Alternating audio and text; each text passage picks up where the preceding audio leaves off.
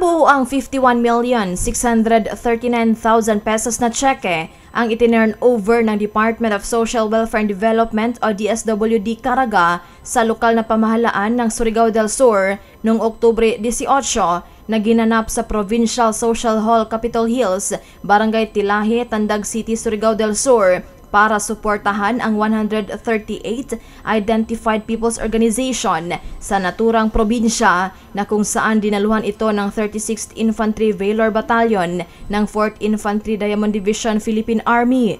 Mismong si Surigao del Sur Governor Honorable Alexander T. Pimentel ang tumanggap ng tseke na sa pamamagitan nito ito'y makakabuo ng sustainable livelihood opportunities para sa marginalized sectors ng komunidad. Ang Sustainable Livelihood Program o SLP ay isang komprehensibong inisyatiba na idinisenyo upang bigyan ng socio-economic opportunity at mapaunlad ang pamumuhay ng mga benepisyaryo ng Surigao del Sur. Ang mga benepisyaryo ng SLP ay nakahanda na makaranas ng makabuluhang positibong epekto sa kanilang buhay.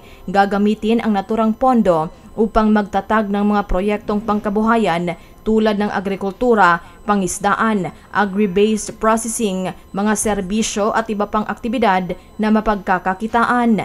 Ang holistic approach na ito ay naglalayong lumikha ng mga pagkakataon na makakatulong sa pagpapaangat ng antas ng pamumuhay ng marginalized sector at pagpapabuti sa socio-economic landscape ng lalawigan. Napapanahong balita, serbisyo publiko para sa Pilipino. Ella Rivera, 4ID News.